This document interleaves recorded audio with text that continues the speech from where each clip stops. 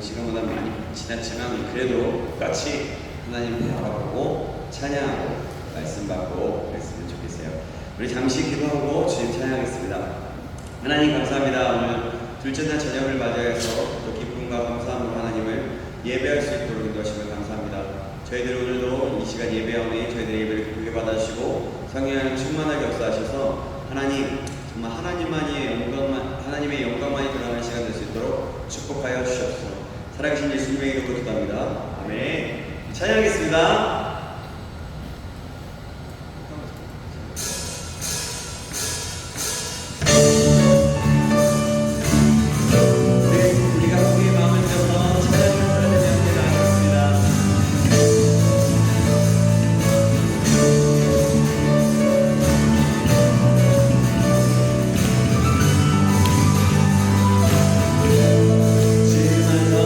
주의 이름 안에서 주의 성소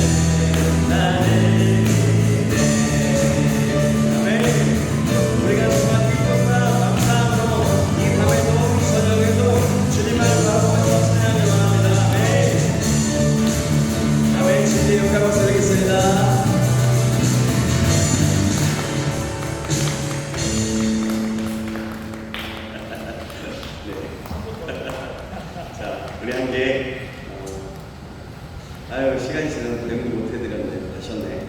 네, 네.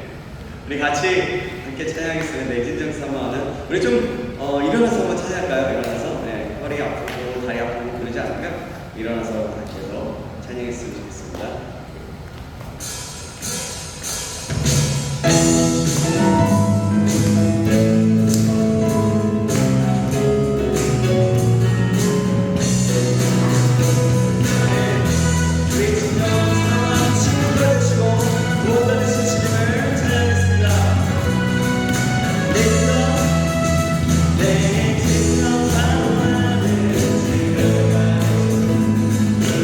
예수님 나를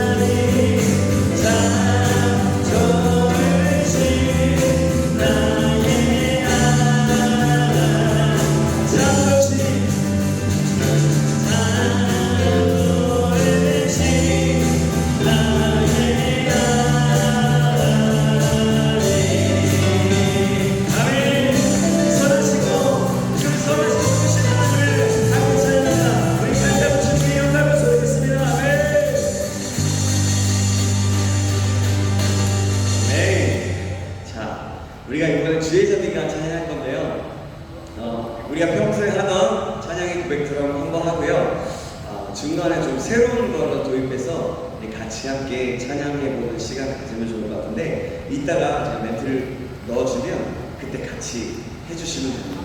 우리 그거는 우리 어린이들도 청소년들도 모두 다 잘 따라할 수 있는 그런 거거든요. 그러니까 같이 즐겁고 은혜로 감사함으로 기쁘게 함께 찬양하면 좋을 것 같아요.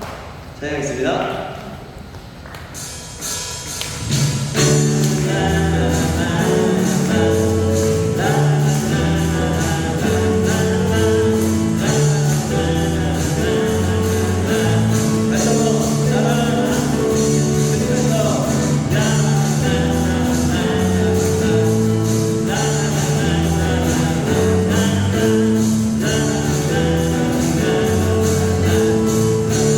제자리가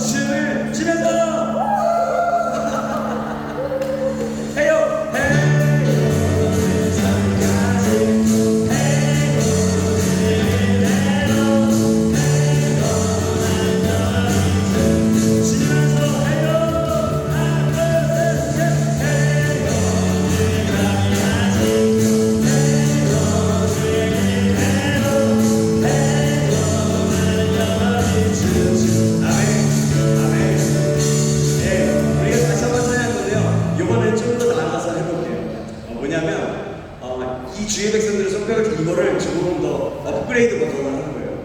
어떻게 하는 거냐면 제가 먼저 시범을 보면 점 이렇게 영어를 봤는데 제가 예전에 청소년부, 청년부 연합수련회를 저기 찬양했고 할 때 한 번 했던 건데 이때 수련할 때 가능하더라고요. 그래서 그때 어떤 일이 벌어지냐면 한 번도 저기 찬양하면서 점프를 뛰어보죠. 춤을 추셔본 적이 없으신 장로님께서 같이 춤을 추셨거든요. 네, 그래서 되게 의대로 굉장히 행복하고 즐겁게 했던 것 같아요. 어떻게 하는 거냐면 이렇게 하는 거예요. 제가 한 4번 하면요, 그 4번의 박자, 한 4마디 정도를 마음껏 표현해서 하는 거예요. 자, 이렇게 하는 겁니다. 점점 everybody jump, jump, jump, everybody jump, jump, jump, everybody jump, jump, jump, everybody jump. 이러면서 여기 강한 데를 하는 겁니다. 샤워할 때는 샤워 4번 하면 마지막에 샤워 하면 크게 소리를 외치는 거예요. 할렐루야든 주여든 이러든 마음껏 표현하는 거예요. 알겠죠? 그리고 댄스하면 춤을 추는 거예요. 알겠죠? 우리 한번 해볼까요? 자, 준비되셨죠? 하나, 점프, everybody jump, jump. 아직이요. everybody 준비 다 해. 점프, 점프, everybody jump, jump, jump, everybody jump.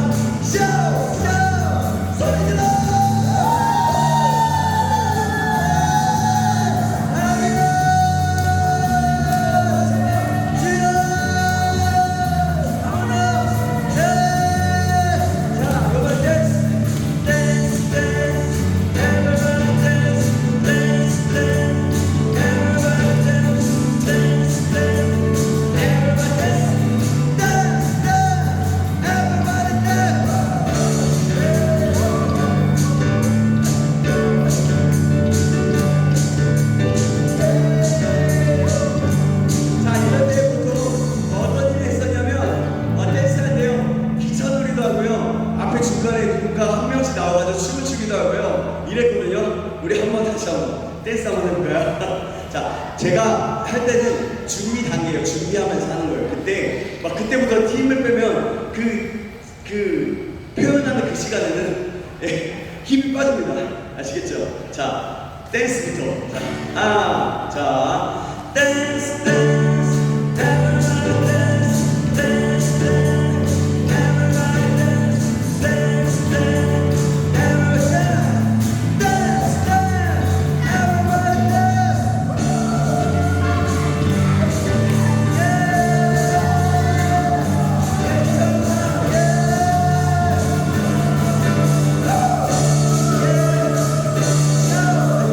jump, jump, everybody jump, jump, jump.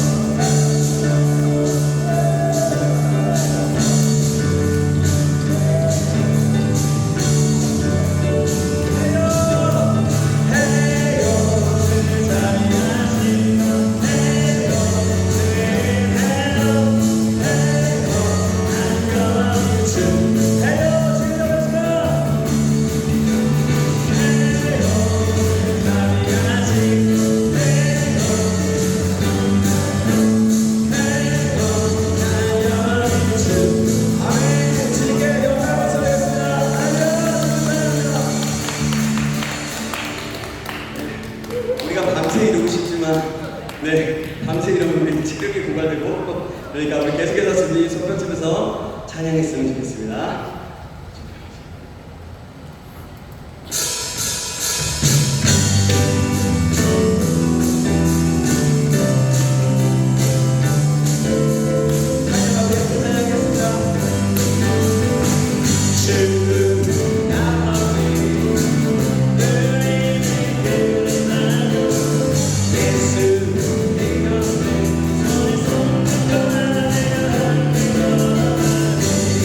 주께서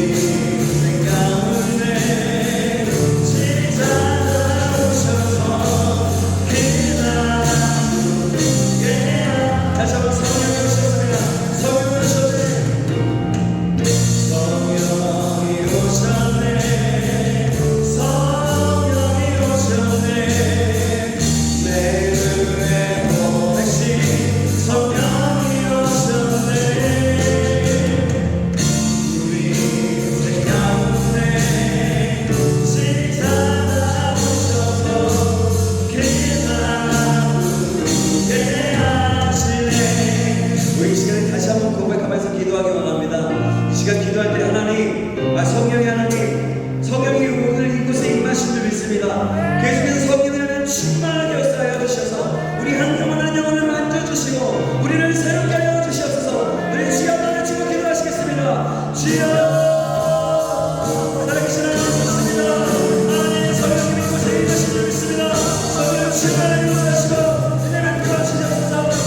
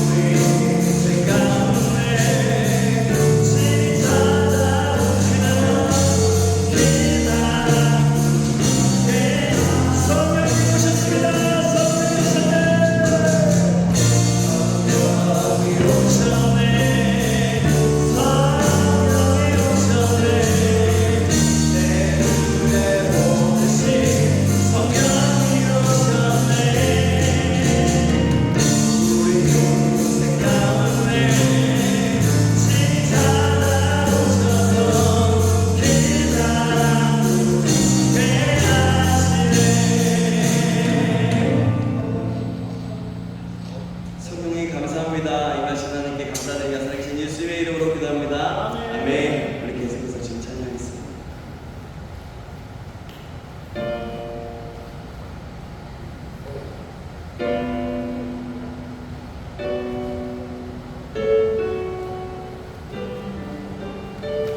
우리 모든 것들 주님께 맡기면서 함께 찬양하겠습니다.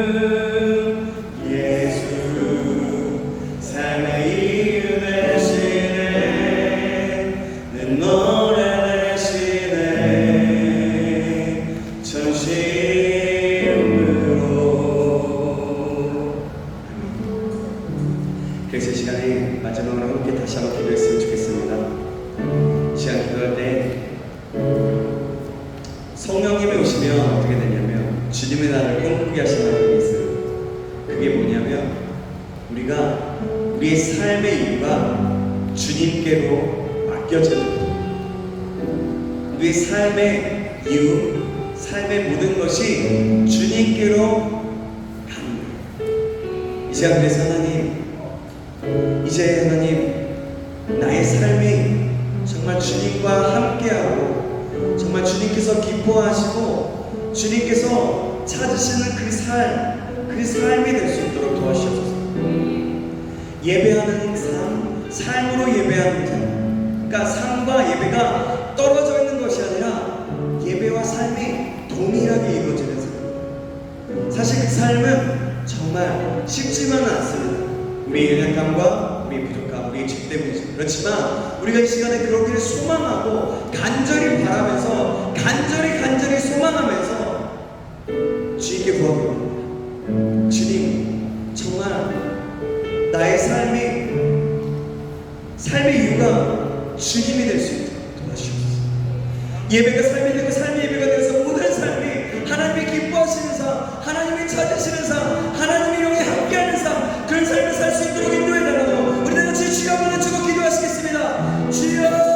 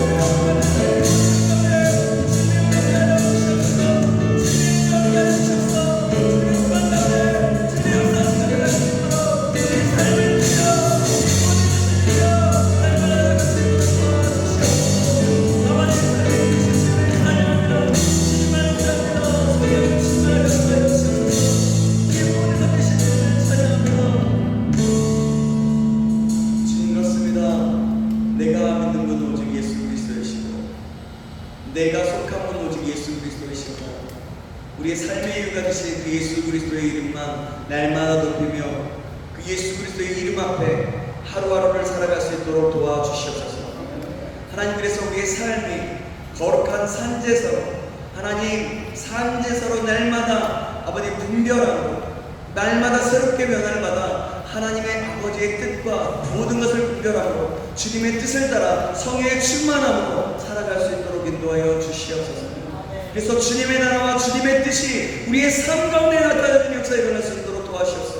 우리는 연약하고 부족하지만 성령님이 함께 하시고 하나님, 우리가 날마다 주님께 붙어있을 때, 주님과 함께할 때 그 모든 것이 가능할 것을 믿사오니 성령의 하나님 충만하게 날마다 우리와 함께 하시고 역사하여 주시옵소서. 계속해서 이어지는 예배 가운데 말씀 가운데 함께 하시고 주님의 은혜로 충만하게 채워주실 하나님을 기대합니다. 살아계신 예수 그리스도의 이름으로 기도합나이다. 아멘. 우리 주님께 영광을 박수 드리겠습니다. 아멘. 네, 자리에 앉으시고 우리 함께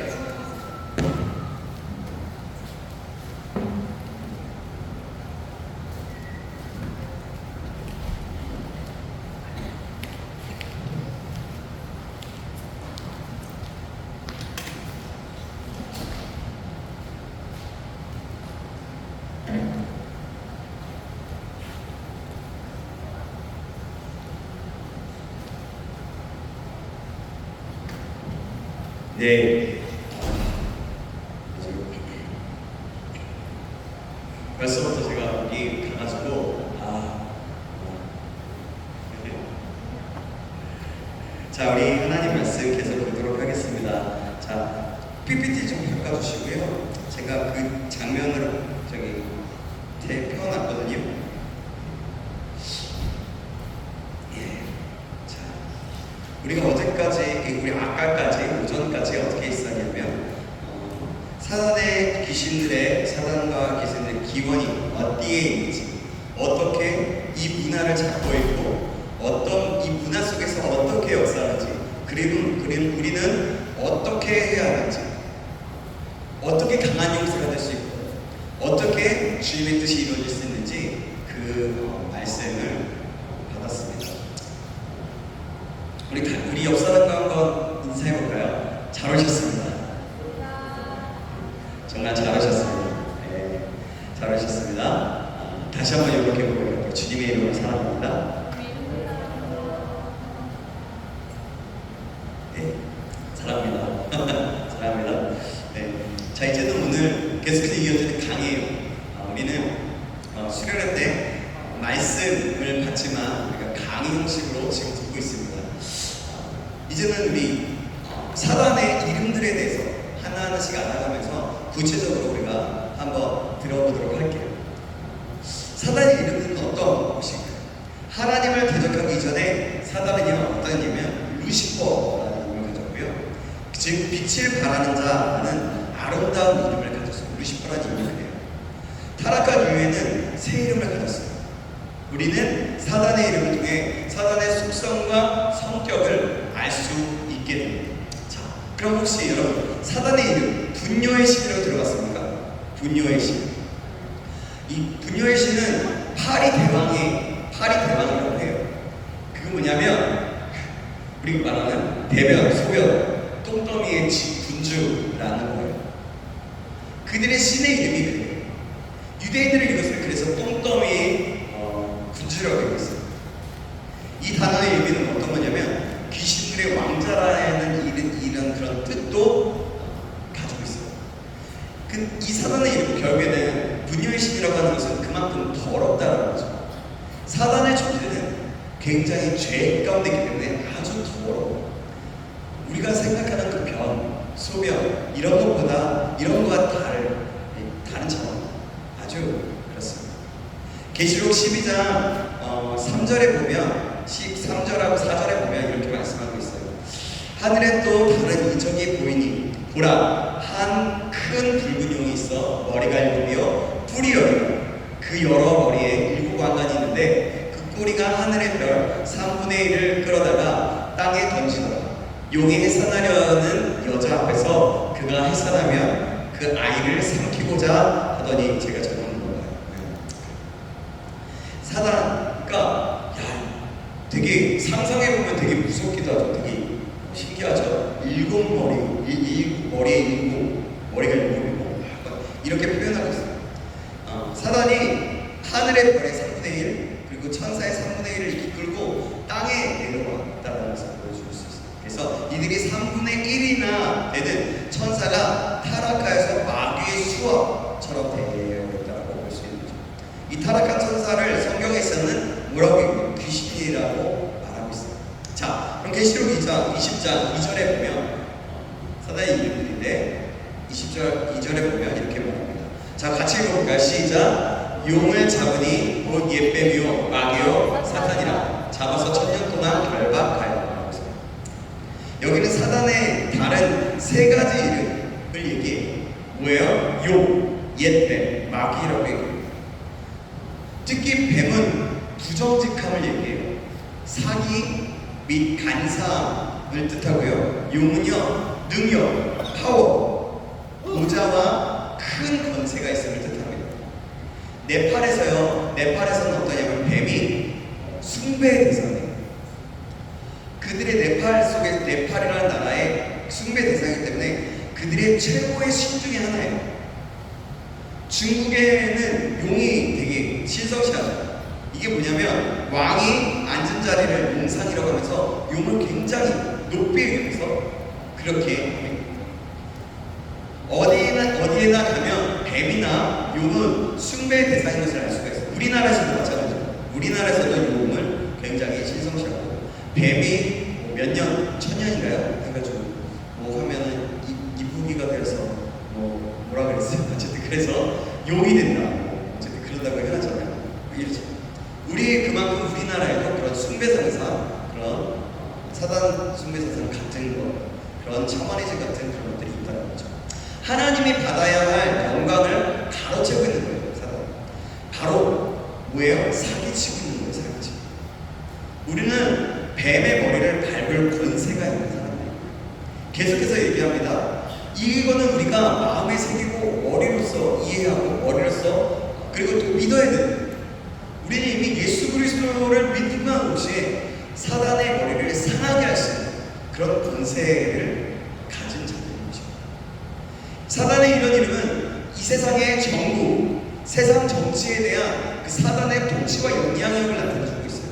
그들의 모습, 그 뱀이나 용의 모습을 보면서 계시록 2장 13절에 보면 사단도 보좌를 갖고 있다는 것을 볼 수 있어요. 원래 하나님께서는 아담에게 이 땅을 통치하게 하셨지만 아담은 하나님의 말씀을 거역하고 사단의 말에 귀를 기울임으로써 이 통치권을 사단에게 팔아넘긴 것입니다. 아담이 선택한 것은 바로 그겁니다. 자기가 어떤 것을 범하였는지 모르지만 실제적으로 그렇게 팔아넘겨 버린 것이죠. 하나님과의 그 언약을 깨뜨리는 것입니다. 그럼 사람은 어떤 이름을 가질까요? 세상의 임금. 아까 제가 얘기했나요? 세상의 임금. 또 네 번째는 시험하는 자입니다. 마태복음 4장 13절에 시험하는 자가 예수께 나와 있는데 내가 만일 하나님의 아들이거든 명하여 이 돌들을 떡덩어리가 되게 하라. 예수님께도 사단은 계속해서 유혹했어요. 배 공주님으로 40일 금식을 하셨을 때 찾아와서 했던 말입니다. 하나님의 아들에게도 감히 사단이 와서 유혹한 거예요. 근데요, 그럴 수 있었던 이유는 예수님께서 인간이 되셔서 이 땅에 오셨기 때문입니다. 사단의 이름 또한 보시면 거짓의 아버입니다. 어제도 본 말씀인데요, 요한복음 8장 44절에 보면 이런 말씀이 있어요. 우리 이 말씀 중요해서 우리 또 한번 읽어보겠습니다. 시작. 너희는 너희 아비 마귀에서 났으니 너희 아비의 욕심대로 너희도 행하고자 하느니라. 그는 처음부터 살인한 자요 진리가 그 속에 없으므로 진리에 서지 못하고 거짓을 말할 때마다 제 것으로 말하니 이는 그가 거짓말쟁이요 거짓의 아비가 되었습니다. 네, 이렇게 거짓의 아비가 되었다는 것입니다. 그리고 어제는 무슨 얘기를 했냐면 이 거짓의 아비를 따르던 자들이 바로 우리예요. 그래서 우리의 아비가 사단, 마귀라는 것이죠. 여기서 사단의 가장 중요한 특성을 찾아볼 수 있는데 우리 아까 조금 아까도 얘기했죠. 거짓말쟁이. 가장 즐겨 쓰는 전략이 바로 거짓말입니다. 우리가 주의해야 하는 것은 사단은 거짓말할 때 금방 들통날 것이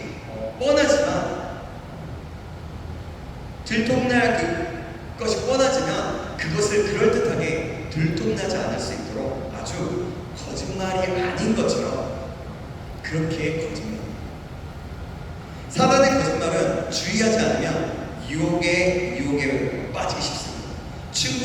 충분한 만큼 진리가 담긴 거짓말을 한다는 겁니다. 예수님을 유혹할 때도 성경 구절까지 인용하여서 진리와는 동떨어지게 적용하게 했었죠. 마귀가 하와에게 뭐라고 얘기했어요? 하와에게 나중에 또 다른 얘기인데 하나님은 정말 너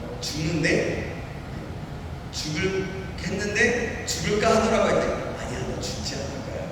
야 너 여기서 말씀은 그렇게 얘기했지만 말씀은 죽지 않을 거야. 하나님같이 될 거야 라고 말했어요. 거짓말을 아주 계속해서 했죠. 그 부분은 또 나중에 또 이렇게 하도록 할게요. 우리는요 그래서 반대로 예수전도단은 이렇게 제가 예수전도단 출신이라고 반대 정신으로 살아야 하는데 하나님 앞에서 사람들 앞에서나 정직해야 돼요. 사람들은 거짓말이 너무 쉬워요.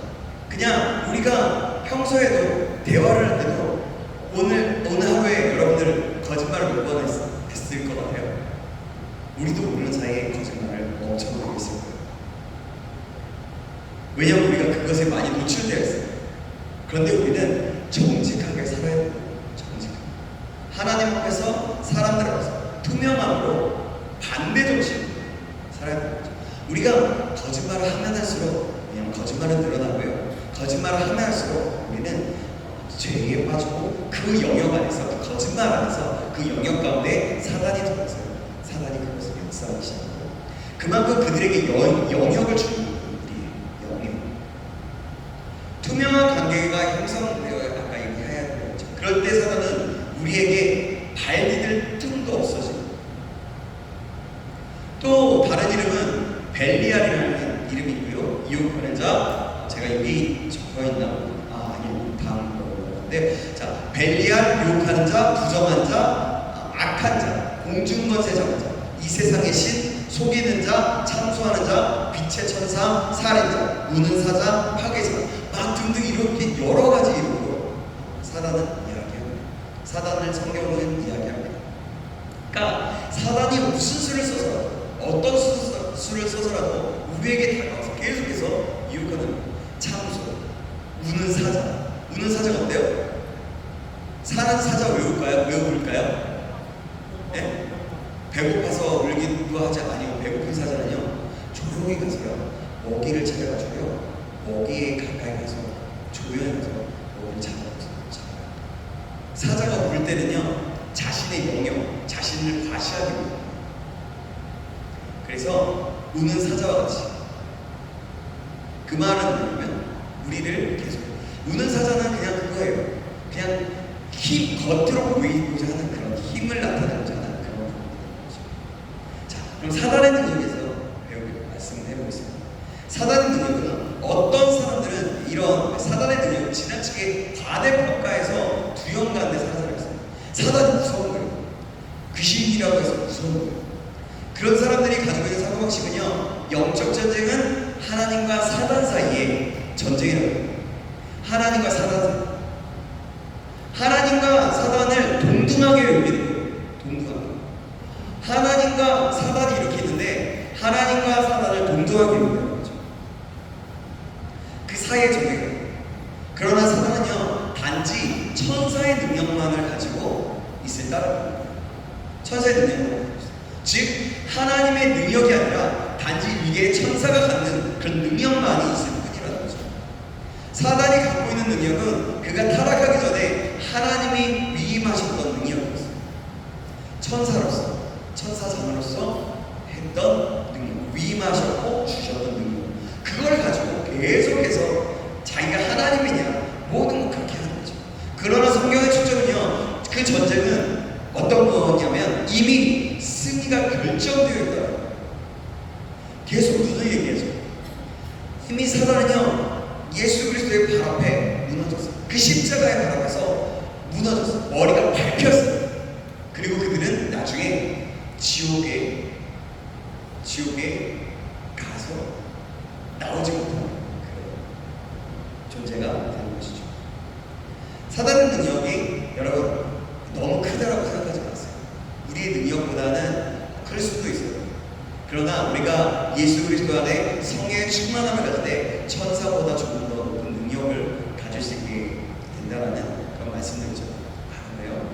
그래서 우리는요 항상 예수 그리스도의 예수 그리스도 안에 있을 수 있는 사람이라는 걸 꼭 잊지 않았으면 좋겠습니다. 사단은요 괜히 두려움을 줄 뿐입니다. 아무런 능력이 없어. 우리가 힘을 주지 않는 그에게는 아무것도 힘을 발휘할 수가 없는, 그 힘을 주는 것은 바로 우리가 죄를 짓는, 우리가 악한 마음을 가지고 거짓말하고 또 싸우고 막 이런 부분들이라고 말할 수 있는 거죠. 그럼 그 부분에 대해서 사단은 정식적으로 아주 정식적으로 하나님 앞에서 상관없어요. 하나님 앞에 아주 제대로 상관없습니다. 내가 뭐 하나님 보시죠? 보이시죠? 이런 식으로 얘가 죄졌어요. 그러니까 이 영역은 내 영역이에요. 그러면서 합법적으로 그 능력을 나타내는 거죠. 그럼 사단의 목적은 어떤 것인가요? 사단의 목적은요 하나님이 영광받지 못하도록 하는 거예요. 이사야서 14절에 보면 사단은 하늘로부터 떨어져서 지극히 높은 자와 비길이라고 했어요. 아까 잠깐 다뤘지만 아담과 하와에게 선악과를 먹으면서 하나님과 같이 될 것이라고 유혹했어요. 그리고 또한 사단은 예수님이 자기 앞에 엎드려 경배하도록 유혹했어요. 사단은 하나님께서 받으셔야 할 그 영광을 가로채려고 하는 그런 존재라는 거죠. 그냥 마치 자기가 하나님이냐, 분명히 하나님 앞에서 아무것도 아니면서 그러면 사단은 어떻게 하나님이 영광 받으시는 것을 방해할까요? 그것은요 첫 번째로 죄인들이 구원받는 것을 방해합니다. 죄인들의 구원의 확신을 못 느끼게 해요. 주님이 나의 구주인 것을, 내가 죄인이라는 것을 깨닫지 못하게, 하나님 믿지 못하게 하는 거죠. 이것으로 하나님께서 영광 받으시는 것을 방해하는 거예요. 한 영혼이 천하보다 귀하게 여기고 한 영혼이 주님 앞에 돌아와서 예수 그리스도를 믿고 죄 구원받기 시작할 때 하나님은 영광 받으시기 시작합니다. 그래서 사단이 노리는 것은 죄인들을 통해서 자기가 영광을 받는 거예요. 자기가 전도하는 것이 중요한 이유가 바로 여기, 전도를 통한 한 영혼이 사단의 나라에서 하나님의 나라로 인도되는 거죠. 우리는 그래서 그 한 영혼을 전도를 통해서 하나님의 나라로 인도해야 하는 것입니다. 그래서 전도는 아주 실제적인 영적 전쟁입니다. 그래서 전도하자, 그래서 막 전도 훈련도 막 하잖아. CCC에서 전도는 쉽다, 전도는 실패가 없다, 전도하지 않는 것이 실패다, 그러면서 막 구호를 외치면서 훈련을 받게 돼요. 저도 그 전 교회에서 훈련을 그렇게 받았던 부분이 있습니다. 어쨌든 전도는 그런 실제적인 영적인 전쟁이에요. 그래서 내 주변에 믿지 않은 사람들이 있다면 우리는 그들을 예수 그리스도를 믿게 교회로 데려오고, 전도하는 것은 바로 하나님의 영광이 받으시고 하나님을 정말 기뻐하시는 것이고 영적 전쟁이 아주 실제적인 것입니다.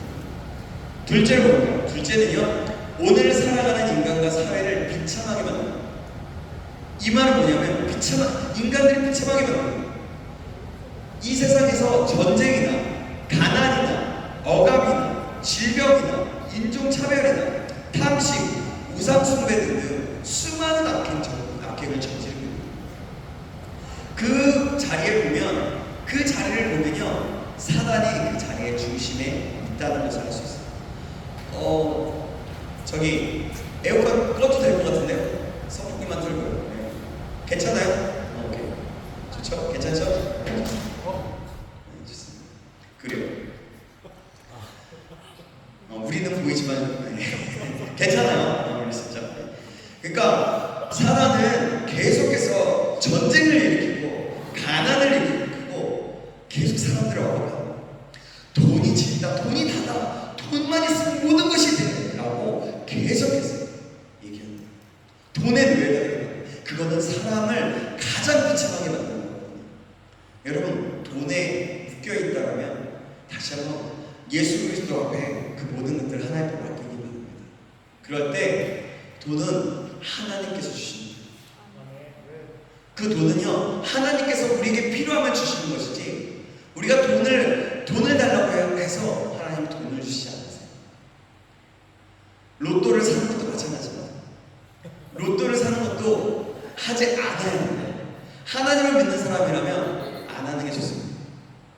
그거는 어떻게 보면 하나님을 신뢰하지 못한다는 모습이 될 수 있는 거예요. 여러분들 기억하세요. 그래서 하지마, 사지마 이렇게 얘기하는 거예요. 그러니까 여러분들 기억하시고요. 그러니까 왜냐하면 한 방을 바라고 이것으로 내가 뭔가 하나님께서 주시는 것이 아닌 다른 거, 내가 이걸 사고 이걸 투자했으니까 또 뭔가가 이렇게 당첨되면 대박이다. 그러면 여러분, 우리 모습이 어떻게 되는지 아세요? 우리의 모습이 바로 사람처럼 교만해지고, 우리의 모습, 대부분의 로또 1등 당첨된 사람이 잘된 사람은 한 사람도 못 봤어요. 아무도 못 봤어요. 여러분, 그러니까요, 그런 것에 하지 마시고 하나님을 잘 믿고 우리가 필요가 있다면 하나님께 구하면 하나님께서 주실 수 있는, 여러분 그것을 기억하시기 바랍니다. 이 세상 계속해서 말합니다. 그래요. 그게 인간과 사회에 비참하게 만듭니다. 돈은 당연히 필요해요. 이 세상에 살아갈 때. 근데 이 돈은요, 하나님께서 주신 복에, 하나님께서 쓰실 수 있는 아주 좋은 돈, 선하게 창조되었지만 아주 악하게 사단과 이것을 이곳의 영역을 손을 잡고 있기 때문에 이 돈이 그들의 무기가 되는 거예요. 여러분 기억하시기 바랍니다. 그럼 사단의 활동은 무엇일까요? 이거 제가 템플릿을 바꾸려고 했는데 안 돼서 한 10분 하다 안 되겠다고 그만했습니다. 자, 자, 사단의 활동들은 뭐냐면 요한복음 10장 10절에 자, 다시 한번 우리 이 말씀 여러 번 읽었는데 또 한 번 읽어보겠습니다. 시작. 도둑이 오는 것은 도둑질하고 죽이고 멸망시키는 것뿐이요 내가 온 것은 양으로 생명을 얻게 하고 더 풍성히 얻게 하려는 것입니다. 이 구절은요 마귀의 본성과 마귀가 하는 일이 어떤 것인지에 대해서 이야기하고 있습니다. 첫째, 마귀는요 주특기는 도둑질. 첫 번째로 도둑질. 자, 첫 번째 이거는 또 첫 번째 도둑질. 우리가 우리의 건강, 인간관계, 기쁨 이런 것들을 도둑질하고요. 우리의 삶의 질병과 불화, 싸움, 낙담 등을 가져주는 일을 합니다. 그렇습니다. 마귀는 그렇게 싸움을 갖게 하고 분열을 갖게 하고 작은 것에 낙담하게 하고 주님 안에 행복함을 누리는 것을 행복하다라는 걸 하지 않아요. 야, 너 교회 다니면 뭐 못하잖아. 술 못 먹잖아. 담배 못 피잖아. 야, 그러면서 너 교회 다니면 뭐 너 포기해야 되거든. 헌금도 드려야 되잖아. 야, 시간도 드려야 되잖아. 네 마음대로 살지 못하잖아. 세상에 계속해서 그 신앙의 기쁨이 얼마나 큰 것인지 아주 왜곡시켜서 아주 너 아무것도 못한다라고 계속해서 그렇게 거짓말하고 그것을 도둑질해요. 두 번째로 마귀는요 살인자예요. 죽이는. 마귀는 나는 이렇게 얘기해요. 낙담감을 가지게 하면서 나는 태어나지 말아야 했어. 내가 죽어버릴까? 그런 말 따위의 배후에서 그렇게 하고 충동질하는 일이에요. 우리나라가 그래서 지금 굉장히 많은 영역에서 이 부분에서 연약함을 가지고 사단이 자리 잡고 있는 큰 영역입니다. 그래서 자살하고 우울증에 빠져요. 그래서 사람에게 자살하게 하고 아니면 다른 사람을 죽이는 살인을 서슴지 않는 거예요. 요즘에 묻지마 살인이나 묻지마 폭력 있잖아요. 데이트 폭력 이런 거 있잖아요. 바로 지금 우리나라에서 실제적으로 일어나는 것들이 바로 사단이 자주. 우리 그 전에 이 부분이 일어났을 때 얘기 좀 한참 동안 이야기했잖아요. 이것의 본은 결국 사단이에요. 현재 또 우리나라뿐만 아니라 북한이나 아프리카, 중동에 있는 나라 등이 바로 이런 나라에 감추어진 세력이 바로 파괴시키고 죽이는 그런 영들의 세력인 거예요. 사단의 세력이라고 하죠. 이게 마귀의 기질 때문입니다. 기근, 질병, 가난, 전쟁, 난민촌의 생활, 무고한 사람들의 죽음은 마귀의 파괴의 세력입니다. 마귀는 자살과 살인이라는 극단적인 방법을 사용할 뿐만 아니라 중독을 통해서 아주 천천히 사람을 죽이는 일을 해요. 마약, 알코올 중독, 섹스, 음식 중독, 많이 먹는 거, 쇼핑 중독, 게임 중독 등 아주 통해서 서서히 죽이는 일을 하는 거예요. 뭔가 내가 중독되어 있다라고 하면 그것은 그 부분에서 사단이 자리 잡고 계속해서 우리를 서서히 죽어가게 하는 모습들이라는 것을 여러분 기억하시기 바랍니다. 그래서 내가 뭔가 중독되어 있다면 예수님의 이름으로 물리치고 하나님 힘을 주시옵소서. 나를 도와주시옵소서. 내가 중독에 빠지지 않게 해주시옵소서. 이 모든 부분에서 나를 살려주시고 나를 이끌어 주시옵소서라고 기도할 수 있게 되기를 주님의 이름으로 축원합니다. 그럼 이에 대한 우리의 태도는 어떠하겠습니까? 잠깐만요. 3번 하기 전에 이에 대한 우리의 태도는 뭐냐면 그들의 필요를 어려움 속에서 살아가는 곳에 필요를 모두 채워주는 것입니다. 이것이 바로 영적 전쟁이라고 하죠. 오늘 우리가 어제 예를 들어서 국일사역, 보건사역, 지역개발 사역 등이 있겠죠. 어제 차 속에 오면서 계속 오면서 우리나라의 복지에 대해서 얘기하면서 사각지대라고 얘기했잖아요. 사각지대가 많다는.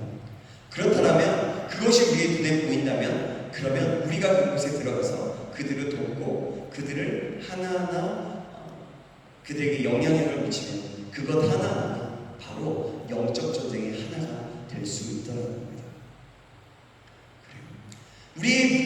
필요가 보이면 그곳이 어떻게 보면 하나님께서 나에게 주신 어떠한 작은 부분의 영역, 그런 뜻, 그런 비전이 될 수 있는 거예요.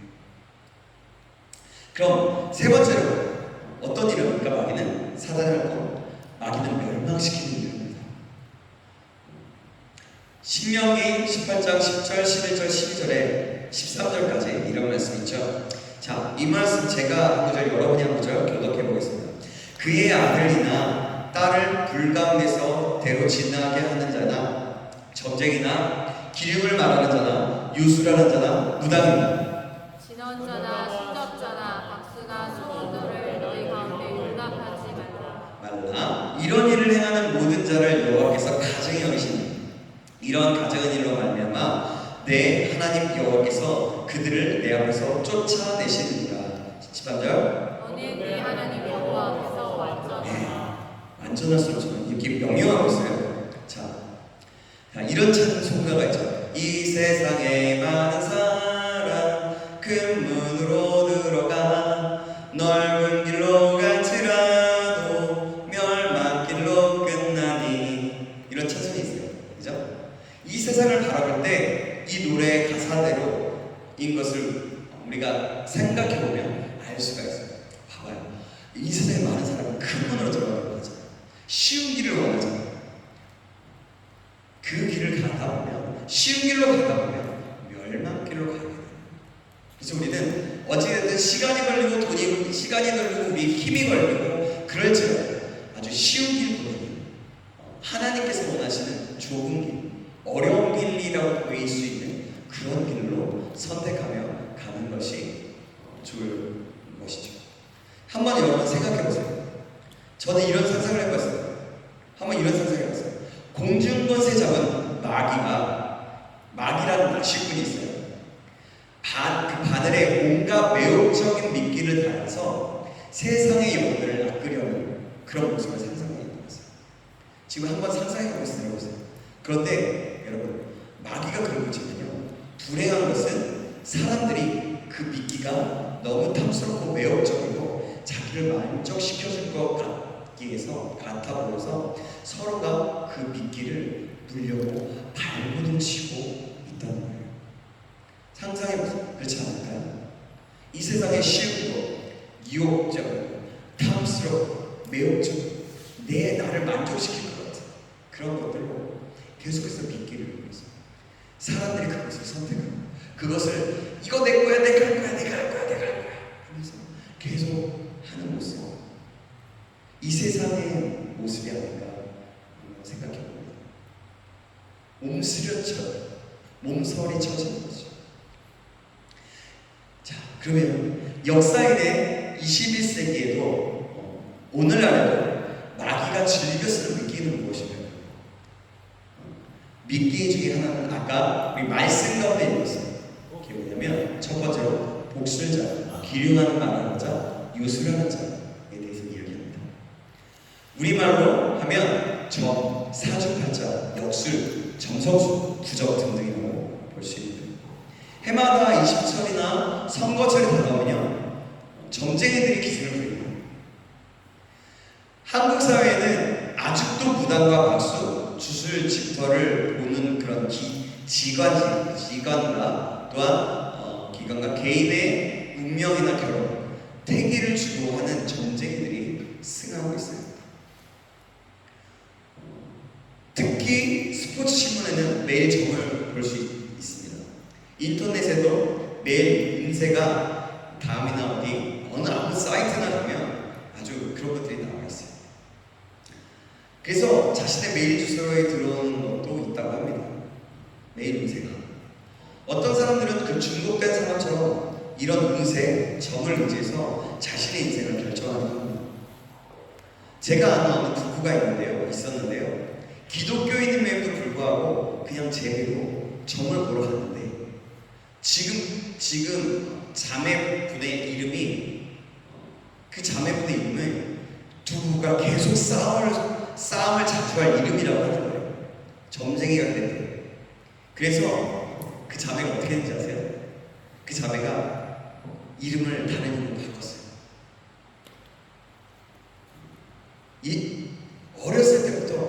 신앙이었고 그랬던 자매였고 형제는 예수님을 자매를 통해서 믿은 것 같은데 어쨌든 그렇게 했는데 그거를 이름을 바꿨어요. 기독교인들도 점을 긋는다는 거죠. 이렇게. 또 사람들은요, 이런 것들은 마귀의 일이 아니야. 단지 장난이고 오락일 뿐이에요. 이것은 문화의 분가에 나가기도 합니다. 이렇게 말한다면 우리는 마귀와 싸울 근거가 마울이 아니라 마귀와 싸울 근거가 없어집니다. 이런 말은 마귀는 실제로 존재하지 않는다고 말하는 것 같은 거죠. 마귀는 그렇게 생각하기를 바라고 있는 거예요. 이런 생각은요, 마귀가 자유롭게 활동하도록 눈 감아주는 것 같아요. 그래서 우리는 이런 행동을 따라하지도 생각하지도 말아야 하는 것입니다.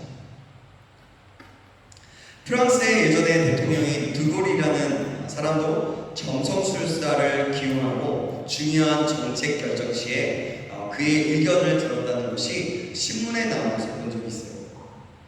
이런 사람들이 얼마나 교육을 많이 받았겠습니까? 이런 사람들도 두려움 때문에 사단의 능력을 의지한다는 것을 볼 수가 있는 거예요. 프랑스나 미국의 대통령들이 이러한데 하물며 인도, 네팔, 태국, 일본 등의 왕들은 어떻겠습니까? 여러분 상상할 수도 없겠죠. 우리나라에서도 우리 어떤 대통령이 되기 전에 그 회담에서 여기다 왕이라는 이런 다 아는데 예, 어쨌든 그러면 자기가 될 것이라 어쨌든 됐지만 그분이 그렇게 했었죠. 이런 모습도 그 사람을 저는 욕하고 그 사람을 판단하고 이러려고 하는 것이 아니라 이런 부분도 어떻게 보면 사단에 잡혀있는 그런 영역, 그런 믿기, 즐겨지 않는 것이라고 할 수 있죠. 그 다음은요, 무엇일까요? 아까 뭐 얘기했지만 구단, 박수, 초원, 실력하는 이게 뭐냐면 아까랑 되게 비슷한데요. 집안에 무슨 일이 생기면 무당을 불러서 수술하는 거, 때로는 실력하는 일도 생기게 하는 거죠. 요즘에도 그런 프로가 있는 것을 아주 가끔만, 요즘에 진짜 TV를 안 보니까 거의 안 보니까 거의 이제 안 보게 되는데 최근에 몇 개월 전에 봤던 게 있어요. 아주 가끔 지나가다 케이블 방송에 보면 예전에 TV를 보면 그 별 회계하는 것을 다 방영하고 있었는데요. 기에 대해서 방영하는 것을 예사하고 점성, 심령술사가 나오기도 하고 테마를 전문으로 하는 중들도 나오고 시적받은 내용을 가진 프로그램 등등 마치 그 역할 그런 것들이 홍수처럼 쏟아져요. 우리 좀 더워지는데 좀 켜주실까요? 더워져. 제가 좀 더워지고 있어요. 자, 그래요. 그래서요. 근데요, 그런 것들을 사람들이 또 좋아한다는 거예요. 그러니까 계속하죠. 그죠? 그래서 우리는 TV도 잘 봐요. 재미삼아라도 이런 일을 행하게 되면 우리의 삶을 마귀에게 열어놓는 그런 결과를 낳게 되는 거예요. 그러면 여러분, 우리는 어떻게 영적전쟁합니까? 어떻게 영적전쟁할까요? 어제도 잠깐 얘기했는데 예수님의 이름을 명한다. 예수님의 명하니 떠나라. 빠샤 장풍을 쓰고 막 이렇게 합니까? 이렇게 하면 될까요? 예. 아니요. 그거는 예수님의 이름을 명하는 정말 예수님의 이름으로 온전한 믿음으로 명하니 떠나라 하는 거 들을 수가 있지만 빠샤 한다고 되는 게 아니라는 거예요. 매스컴에서는 우리가 할 수 있는 작은 일 중에 하나가 뭐냐면 매스컴에서 방송국에 메일을 보내는 거예요. 이런 방송들이 하지 않을 수 있도록 기흥실에서 TV 프로 스포츠 신문을 모니터하고 항해하는 것처럼 그렇게 얘기해요. 좀 더 적극적으로는 방송계에 뛰어드는 것도 좋은 거예요. 그래서 성경적이고 건전한 프로를 만드는 거예요. 이런 사람들도 필요한 거예요. 혹시 미래를 준비하고 계십니까? 혹시라도 방송계에 관심이 있으십니까? 기도하면서 준비하셔도 좋을 거예요. 이런 방송에 대해서. 뮤지컬계에서, 의료나 직장 가운데서 어디나 마찬가지. 어디나. 어떤 물리학이나 어떤 연구하는 연구원 뭐 이런 데서 상관없어. 어떤 것으로 상관없어. 성경적인 세계관이 나타나질 수 있도록 뛰어들고 달려들어. 사실 우리는 그런 데에 사명을 받은 사람입니다. 그래서 내가 성경적인 세계관을 무장하지 못하면, 내가 하나님의 말씀 안에 있지 못하면 우리는 그 영적 전쟁에 노출되면서 그들의 영향을 받으면서 살아갈 수밖에 없는 거죠. 아까도 말했지만 일반 크리스천들조차도 장래일을 알기 위해서 점을 보러 다니고 신문을 뒤적거리고 하늘의 별자리를 쳐다본다는 거죠. 치료를 위해서 뭔가 길을 걷기도 하고, 이런 일들이 비일비재하다. 여러분 얼마나 심각하다고 있어요. 여러분 이걸 우리가 기억하시고, 마귀가 사용하는 위기라는 거예요. 마귀가 사용하는 아주 거죠. 그래서 우리는 기도할 때 이렇게 기도해야 돼요. 우리 자신을 놓고 기도하지만 우리가 때로는 다른 영역, 다른 부분들에 대해서 기도할 때 이런 거예요. 정치, 경제, 사회, 문화 모든 부분, 음악계, 예술계, 종교계 모든 부분들을 위해서 기도할 필요가 있어요. 그럴 때 우리는 그 기도가 영적 전쟁에 바로 되어버려요. 자, 그럼 왜 마귀가 21세기에도 이렇게 사용할까요? 이것은 제 의견입니다. 그 이유는 뭐라고 생각하냐면, 교회가 예언행사, 신유행사를 많이 상실했기 때문에 이 시대에. 그래서 사람들은 마귀에게서 알아보려고 하는 거예요. 이런 모든 마귀의 능력은 성령의 은사의 모조품이에요. 다 이미 적혀져. 이런 것에서 구해내는 일은, 우리가 구원을 얻을 수 있는 것은 하나님의 역사하심을 구체적으로 체험하는 거예요. 우리가 이곳에서 구함을 받을 수 있는 거예요. 그렇게 탈출할 수 있는 일은 하나님의 역사하심을 구체적으로 체험하는 거죠. 교회 안에서 예언하고 치유하는 일들이 일어나야 한다는 거예요. 왜 이렇게 말을 하냐면, 우리 장로교학동에서는 참 이런 부분이 되게 조심스럽고 그렇지만, 제가 이렇게 말하는 이유를 성경에서 빗대서 말씀드릴게요. 초대기도의 교회 때나 각 시대의 붕괴시, 교회사의 역사를 보면 붕흥의 시기에는 이런 일들이 너무나 자연스러워 보셨어요. 말씀 안에서 이런 일들이 이루어진다면 모두 가능하다고 합니다. 어떤 분들은 초대교회에 있었던 성령의 역사, 성령의 사역, 예언, 신유의 사역은 이미 끝났다고 얘기합니다. 그런데요, 복음을 전하기 위해서 이런 일들이 있었지 지금은 아니다라고 말하는 거예요. 맞습니다. 그런데 여러분, 지금도 세상 곳곳에는 선교지뿐만 아니라 국내에서도 복음은 전해지고 있어요. 그죠? 계속해서 복음이 전해지고 있잖아요. 그죠? 복음을 전하지 않으면 안 되는 주님의 지상입니다. 그렇다면 복음이 선포되어질 때마다 이 성령의 역사는 지금도 일어나는 것이 당연하다. 물론 이런 예언과 신유로 인해서 자신이 마치 능력 있는 사람이냐, 무당인 것처럼, 마치 자신이 신인 것처럼 악용하는 사람들이 있기 때문에 이런 말이 나오는 거예요. 이제 없어졌다, 쓰지 마라, 교회에서 쓰지 마라, 이렇게까지 얘기하는 거죠. 마귀는요, 이런 것들까지도 사람들을 악용하기도 했습니다. 이렇게 자신이 신인 거죠. 은사를 받으면 그 은사로 인해서 자신이 마치 뭔가 예수님이 된 거죠. 자신에게 능력이 있는 거죠. 분명히 하나님이 주신 선물로, 하나님이 주신 그 능력인데, 하나님으로부터는 능력인데, 모든 것을 하나님께 영광을 돌려야 하는데 자신이 마치 그런 것처럼 되는 거죠. 여러분, 성령의 역사는 말씀과 진리와 겸손한 주님의 성품 안에서는 가능한 것입니다. 이 사실을 우리가 기억해야 할 것입니다. 마귀의 능력은요, 성령 은사의 모조품이라고 말씀드렸잖아요. 성령 은사의 모조품이라고 말씀드렸죠. 마귀는 이런 것들로 인간의 영혼을 바꾸려고 하는 것입니다. 이것은 하나님께서 몹시 가증히 여기신 거예요. 그래서 구약에서는 점이나 마술, 접신자들을 백성들 밖으로 끌어내어져서 돌로 쳐 죽임을 당했습니다. 이런 일에 대해 하나님은 아주 엄격하십니다. 그러나 우리 주님의 성품과 활동들은 생명을 주는 일이고 더 풍성한 은혜를 주는, 풍성함을 주는, 열매를 주는 그런 것입니다. 여러분 이 사실을 기억하시나요? 그러면 자, 다음으로 사단의 조직과 전략. 자, 좀 체계적으로 여러분들에게 지금 다가가고 있어요. 우리 청년들이기 때문에 좀 체계적인 것들을 좀 보고 있어요. 계속해서 뭔가 디테일하게 좀 다루고 있습니다. 이미 우리가 알고 있는 것일 수도 있어요. 군대에는 조직이 있는 것처럼 사단의 군대에도 조직이 있어요. 사단도 이 세상을 통치하고 조정하기 위해서 조직을 운영한다는 거예요.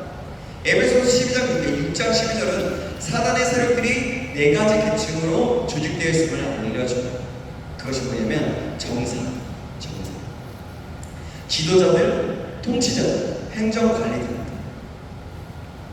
정치라는 단어는요, 그렇게 행정관리들처럼 일련의 상하 질서가 뚜렷하고 지도자들, 통치자들, 행정관리들이처럼 일련의 상하 질서가 뚜렷하고 조직화된 체계를 가리키는 데 쓰는 말인데요. 좀 어려운 거죠. 사단은 오늘날 이런 그런 권위 구조, 그런 것들을 통해서, 그런 구조를 통해서 이 세상을 다스리려고 합니다.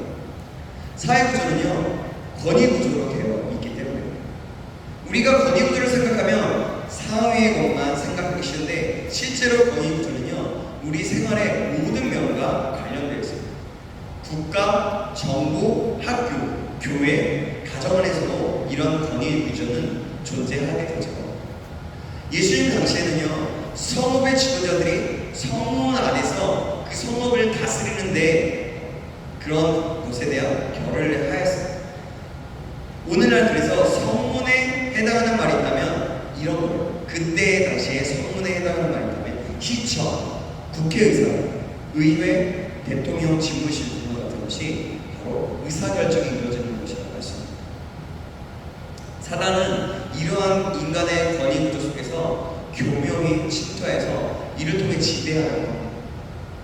성문이 의결기관에 가는 것이라면 성벽은요, 어떤 거라면 사회에 대해 권위에 대한 보호를 나타내는 그런 것을 성격으로 상징하는데요.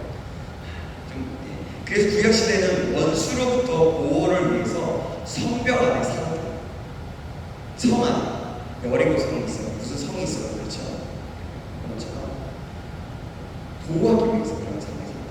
사단은 사람들을 지배하기 위해 어찌하든지 이 성벽을 무너뜨리려고 해요. 성벽에 어떤 한 푼이라도 무너져 내리는 날에는 적의 군대가 쳐들어와서 야탈과 살인을 일삼기 때문에 느헤미야를 보면요, 성벽이 무너졌던, 허물어졌던 것들을 봤을 때 제일 먼저 한 일이 무너진 그 성벽을 재건하는 일을 먼저 했습니다. 그러면 오늘날 성벽이 이어지는 이유 살펴볼게요. 첫 번째, 즉 원수가 성벽을 무너뜨리는 첫 번째 방법은요, 뭐냐면 어떤 거냐면 바로 불경건한 지도자들을 등장시킵니다. 경건하지 못한, 성경적이지 못하고 악한 그런 경건하지 못한 그런 지도자들을 등장시켜서 성경의 원칙과 권위를 아예 무너뜨립니다. 그런데 그들을 통하여서 하나님의 뜻대로 살지 않고 다스리지 않을 때 권위의 벽을 아예 무너지게 됩니다. 또 원수가 성벽을 무너뜨린 두 번째 방법은 권위를 도외시하는 책임 외면, 책임 회피, 책임 외면, 책임과 외면. 컴마를 안 찍으세요. 책임 회피, 외면 이런 것들을 볼 수 있어요. 그래서 자기 역할을 하지 않는 것이죠. 자기 역할. 돌보지 않는 것. 지도자임에도 불구하고 돌보지 않는 것. 말하자면 우리 지금 이 상태에서 보자면 그런, 제가 여러분들이 어쨌든 이곳에서 맡은 교육자잖아요. 한 어떻게 보면 지도자라고 볼 수 있잖아요. 근데 여러분들 위해서 기도도 하지 않고요. 여러분들 어떻게 해도 상관이 없어요. 그냥 딱 시간만 때우고 가요. 주일마다 그냥 우리 모였으니까 찬양할까요? 찬양 딱 하고 말씀 딱 읽고 잠깐 준비도 없이 그냥 잠깐 이야기 성경 이야기가 이렇게 자기 앞에 살짝 읽고 끝나요. 그리고 삶에는 관심이 없어요. 바로 이런 것이 책임을 외면하는 것이고 자기 역할을 못하는 거죠. 그것이 그 성벽을 무너뜨리는 원수가 성벽을 무너뜨리는 세 번째가 뭐냐면 건의에 대해서 거역하는 거예요. 정사에 대한 가장 뚜렷한 예를 들자면 독일의 히틀러 같은 사람입니다. 한 나라의 지도자가 사단에게 문을 하단에 할 수 있는 그런 노릇을 할 때 얼마나 미천만 일이 일어나는가에 대해서 좋은 신뢰가 될 수 있습니다. 히틀러가 어떻게 그랬어요? 히틀러가 아주 세계대전을 일으키면서 아주 큰 일을 했죠.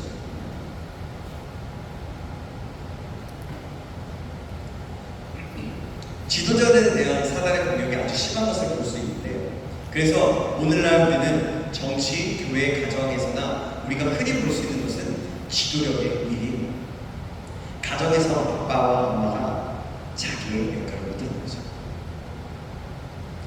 아니 이거는 그냥 예예요. 교회에서 지도자들이 자신의 역할을 못하는 거예요. 정치에서 지도자 역할을 못하는 거죠. 교사로서 만약 교사로서의 부르심을 받았다면 교사로서 그 자는 그 학생들을 어떻게 하면 더 잘 섬길까 기도하고 그들을 섬겨야 되는데 그 역할을 하지 못하는 그런 지도력의 위기가 나오죠. 이것이 디모데전서 2장 1절에서 2절에서 뭐라고 얘기하냐면 높은 지혜에 있는 모든 사람을 위해 기도하라고 하시고 그 이유가 알고 있습니다. 높은 지혜에 있는 모든 사람을 위해서 기도하는 것이 중요한 것은 그들이 문이기 때문에 들어가고 왔다 갔다 할 수 있는 문이기 때문에 그들이 선택하고 결정하는 것은 영향력이 있기 때문인 것이죠. 원수에게 협조해서 열어놓게 되면 그 안에 있는 모든 사람이 다 죽게 되어버려요. 편안한 생활을 하고자 한다면 우리는 높은 지혜에 있는 사람, 즉 대통령을 위해 또 국회의원을 위해 시장들을 위해 기도해야 하는 것입니다. 에스겔서 22장 30절에 보면 이런 말씀이 있는데 제가 그냥 읽어드릴게요. 이 땅을 위하여 성을 쌓으며 성 무너진 데를 막아서서 나로 하여금 멸하지 못하게 할 사람을 내가 그 가운데서 찾다가 찾지 못하였으므로 하나님께서는요 중보자를 찾으실 거예요. 그런 영역에 들어가서 자신의 역할을 하고 자신의 역할을 해서 그 지도자 역할을 잘하고 맡은 바를 충성되게 할 수 있는 그래서 중보기들을 통해 그 무너진 성벽을 재건할 수 있는 느헤미야와 같은 그런 사람들을 찾고 계신다는 것입니다. 여러분 저와 여러분이 이런 느헤미야와 같은 사람들에게 주님의 이름을 축원합니다. 가장 중요한 것을 막고 가장 중요한 것에 서서 적이 통과하지 못합니다. 만약에 어떤 결렬의 틈이 보인다면 그 공동체나 어떤 그 몸이나 아니면 교회나 어떤 다른 가정이나 어떤 공동체 속에서 그런 결렬된 틈, 문과 같은 그런 성벽이 허물어진 것 같은 그런 모습이 보인다면 그곳에 가서 내가 서는 하나님 궁유를 여겨주셔서 이곳을 막아주시고 지도자 우리 예를 들면 우리 교회 목사님들 우리 교사 선생님들 또 우리 임원들 우리 자신들 우리 한 사람 한 사람이 그 성벽을 재건하시고 그 성벽이 무너지지 않을 수 있도록 도와주십시오. 이제는 막아서면서 내가 예수 그리스도의 이름으로 계속해서 기도하고 그것에 결렬된 틈에 들어가는 거죠. 자 그러면 두 번째 사단의 조직과 전략 두 번째는 무엇이냐면 바로 이것입니다. 자 권세입니다. 다니엘서 10장 13절에 보면 여기 나와야겠구나. 같이 읽어보겠습니다. 시작. 그런데 바사 왕국의 군주가 20일 동안 나를 막았으므로 내가 거기 바사 왕국의 왕들과 함께 머물러 있다니 가장 높은 군주 중 하나인 미가엘이 와서 나를 도와주는 둘째는 권세인데 어떤 특정한 지역을 장악하고 다스리는 사단의 세력들입니다. 요즘 한창 예전이죠. 지금도 계속해서 이슈가 되는 말이라고 할 수 있는데 지역의 영에 대한 개념이 있었어요. 지금은 조심스러워서 잘 얘기하지 않아요. 그러나 이 영이 사실 이것이 바로 그런 부분이라고 말할 수 있어요. 권세라는 단어는 영어로 principality 인데요. prince와 palaty의 복합입니다. prince라는 단어는 어떤 칭호가 붙는 지도자를 말합니다. 또 palaty는 지리학, 인구학과 관련된 그런 학문이라고 합니다. 따라서 권세라는 말은요, 지리적이거나 인종적인 영역에서 행사하는 그런 것들이에요. 영어로 말하자면 사단의 권세를 얘기하자면 지리적이거나 인종적인 영역에서 행사하는 악한 영 그런 것들을 말할 수 있죠. 사단은 세계 지도에 따라 자기 세력을 배치해 놓은 것을 알 수 있어요. 지금은 아예 많이 바뀌었는데요. 그것이 예전에 10년 전, 5년 전만 해도 딱 지도를 펴면요, 1040, 그러니까 10도 위도 경도가 10도, 40도 그 사이 딱 그 모습을 그 자리가 아주 악한 것들, 그러니까 예수님을 믿지 않고 우상 숭배하는 나라들로 가득 찬 것들을 볼 수가 있어요. 그래서 그렇게 지배했다고 해요. 자기 세력을 배치해 놓은 거다. 사단은 각 지역과 각 인간의 집단에 대해서 특별한 전략을 세워놓고 그렇게 했더라고요. 봐보세요. 인도, 네팔, 파키스탄, 태국, 또 인도네시아. 그런데 저기 중국 지방을 보면요, 위도 경도 10도와 40도 그 안에 있는 대부분 나라들, 그렇게 보면 지도를 보면, 세계 지도를 보면 그렇게 볼 수 있다는 거죠.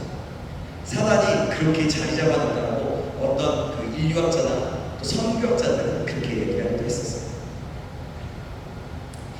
인도에 대한 전략과 우리나라에 대한 전략이 있는데 그것이 다르죠. 생각해보세요. 인도는 어때요? 인도에는 카스트 제도라는 것이 있습니다. 이렇게 하죠. 인도의 카스트 제도. 인도를 복음화하려고 할 때 가장 큰 장벽이 이 카스트 제도라고 이구동성으로 선교사들이 다 얘기해요. 또 선교학자들이 다 얘기해요. 이미 카스트 제도가 없어졌다 얘기하지만 시골로 가면 갈수록 더 심해요. 도시로 오면 올수록 그것이 없다라고 하지만 실제적으로 다 있어요. 여러분, 그들의 모습을 보면 어떨지 아세요? 부모가 처음에 태어났을 때 빨래하는 사람을